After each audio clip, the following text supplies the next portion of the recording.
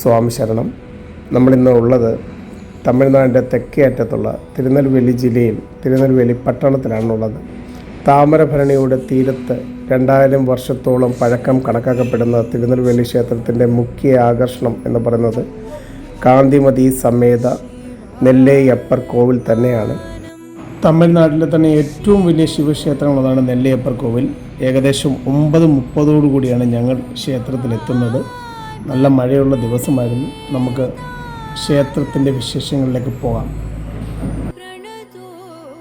ശിവക്ഷേത്രങ്ങളിൽ വളരെ വലുതെന്ന് നമ്മൾ പറഞ്ഞല്ലോ. ശിവനെ ഇവിടെ നെല്ലയ്യപ്പർ എന്ന പേരിലും വേണുവാണനാഥർ എന്ന പേരിലുമാണ് അറിയപ്പെടുന്നത്. ഭക്തർ പാർവതി ദേവിയെ കാന്തമതി അമ്മനായും ഈ ക്ഷേത്രത്തിൽ ചിത്രീകരിച്ചിരിക്കുന്നു. തിരുനെൽവേലി ജില്ലയിലെ താമരഭരണി നദിയുടെ വടക്കൻ കരയിലാണ് ക്ഷേത്രം സ്ഥിതി ചെയ്യുന്നത്.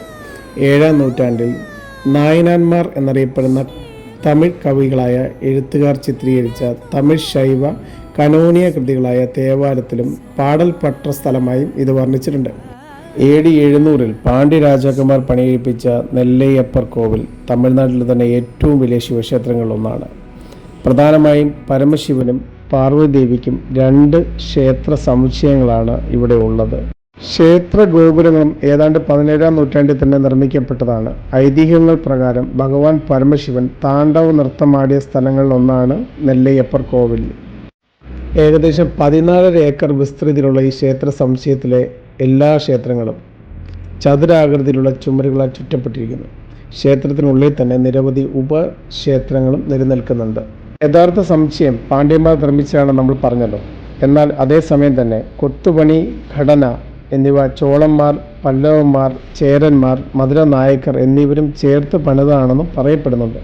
ക്ഷേത്രത്തിൻ്റെയും ഗോപുരങ്ങളുടെയും ശ്രീകോവിലുകളും 7-ാം നൂറ്റാണ്ടിൽ ഭരിച്ചിരുന്ന നിദ്രസീർ നെടുമാരൻ കൂൺ പാണ്ഡ്യൻ എന്നറിയപ്പെടുന്ന രാജാവ് പണിതാണ്. നന്ദി മണ്ഡപത്തിന് സമീപത്തായി സ്ഥിതി ചെയ്യുന്ന മണിമണ്ഡപത്തിൽ ഒറ്റക്കിളി തീർത്ത 2 ഭീമൻ തൂണുകൾ ഉണ്ട്. ഇതിൽ ഓരോ തൂണിലും 48 ഉപതൂണുകളുണ്ട്. ഇവയിൽ അടിച്ചാൽ ശബ്ദസ്വരങ്ങൾ പുറപ്പെടുവിക്കുന്നതായിട്ട് നമുക്ക് കേൾക്കാൻ സാധിക്കും.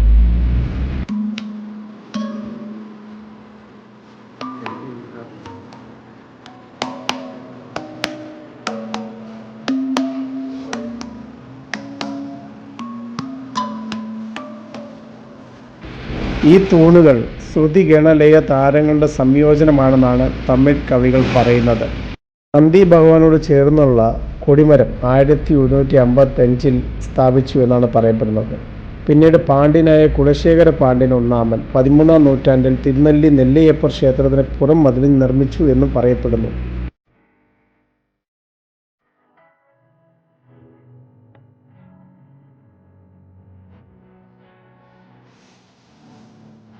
ക്ഷേത്രത്തിലെ ഓരോ ഗോപുരങ്ങളും ഓരോ തൂണുകളും നമ്മൾ സൂക്ഷ്മമായി പരിശോധിച്ചാൽ നമുക്ക് കാണാൻ സാധിക്കുക തമിഴ് പൂർവികരുടെ കൊത്തുപണികളിലൂടെ അവരുടെ കഴിവിനെയാണ് നമുക്ക് കാണാൻ സാധിക്കുന്നത്. ഇന്നത്തെ കാലഘട്ടത്തിന് അത് കാണാൻ സാധിക്കുന്ന വിധം തമിഴ് ജനത ഇതിനെ സംരക്ഷിച്ചത് വളരെ വലിയൊരു കാര്യം തന്നെയാണ്.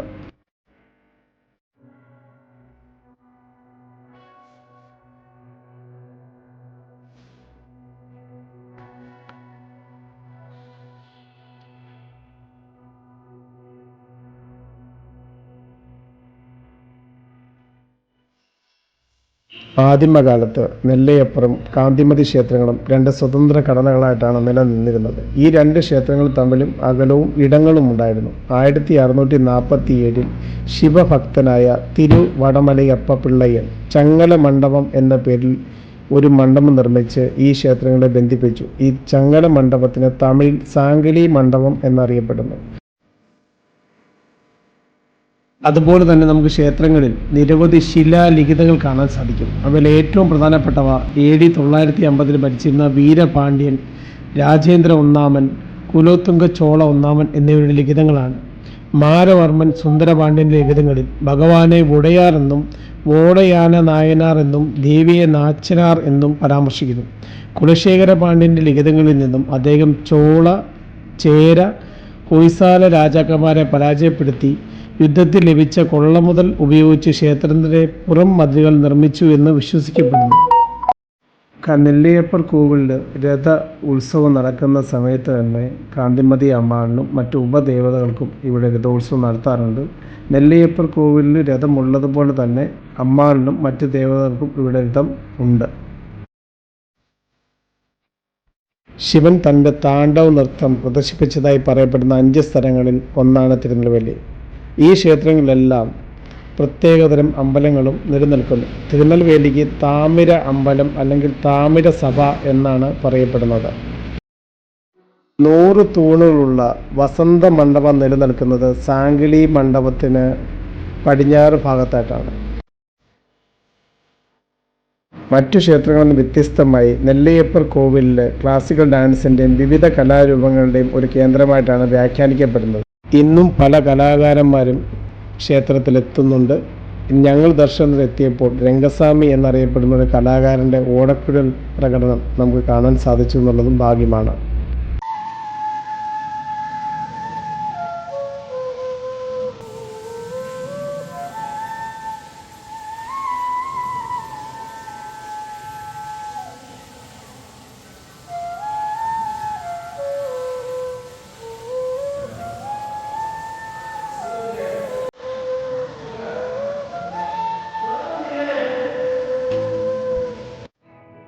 നെല്ലിയപ്പർ കോവിലിലെ ഓരോ നിർമ്മിതി നമുക്ക് വിസ്മയം ഉണ്ടാക്കുന്നവയാണ്.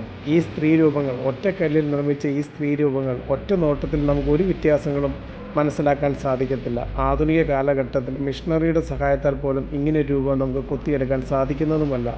ഇത്രയേറെ സൂക്ഷ്മതയോടുകൂടി നിർമ്മിച്ച ഈ പ്രതിമയിൽ നമുക്ക് കാണാൻ പറ്റുന്ന ഏക വ്യത്യാസം എന്ന് പറയുന്നത് ഒരു സ്ത്രീയുടെ കയ്യിൽ കാർഷിക ആവശ്യത്തിന് ഉപയോഗിക്കുന്ന ഒരു ഉപകരണം മാത്രമാണെന്നുള്ളതും അടുത്ത സ്ത്രീയുടെ കയ്യിൽ ഒരു താമരയാണെന്നുള്ളതുമാണ് ആകെ വ്യത്യാസം. ഈ താമര കയ്യിൽ പിടിച്ചിരിക്കുന്ന സ്ത്രീ രതീദേവിയാണെന്ന് വിശ്വസിക്കപ്പെടുന്നു. രതീദേവി ഉള്ളിടത്ത് കാമദേവനും ഉണ്ടാകണം എന്നുള്ള വിശ്വാസത്താൽ അതേ തൂണിൽ തന്നെ തൊട്ടിപ്പുറത്തായി സർവ്വവിഭൂഷിതനായ കാമദേവൻ്റെ രൂപവും കൊത്തിവെച്ചിരിക്കുന്നു. കണ്ണിന് പോലും വിശ്വസിക്കാൻ സാധിക്കാത്ത നിർമ്മിതി. കാന്തിമതി അമ്മൾ കോവിലിന് സമീപത്തായി ആടിൻ്റെ ചുവട്ടിൽ പ്രതിഷ്ഠിച്ച നാഗത്താന്മാരുടെ വിഗ്രഹവും തൊട്ടടുത്തായി ഗോശാലയും കാണാൻ സാധിക്കും. വളരെ വലിയ ഈ ഗോശാലയിൽ നിന്നുള്ള പാലാണ് ഭഗവാന് നേദ്യത്തിനായി എടുക്കുന്നത് എന്നാണ് നമുക്കറിയാൻ സാധിച്ചത്. ആധുനിക കാലഘട്ടത്തിന് ഒരിക്കലും വിശ്വസിക്കാൻ സാധിക്കാത്ത കൊത്തുപണികളും നിർമ്മിതികളുമാണ് നെല്ലിയപ്പർ കോവിലുള്ളത്. ഈ ഒരു കൊച്ചു വീഡിയോയിൽ ആ ക്ഷേത്രത്തെ പൂർണ്ണമായിട്ടും പറഞ്ഞു തരാനോ കാണിക്കാനോ നമുക്ക് സാധിക്കുന്നതല്ല. വളരെയധികം സന്തോഷത്തോടു കൂടി ഞങ്ങൾ അവിടെ നിന്ന് ഇറങ്ങുന്നു. നമുക്ക് അടുത്ത വീഡിയോയിൽ വീണ്ടും കാണാം.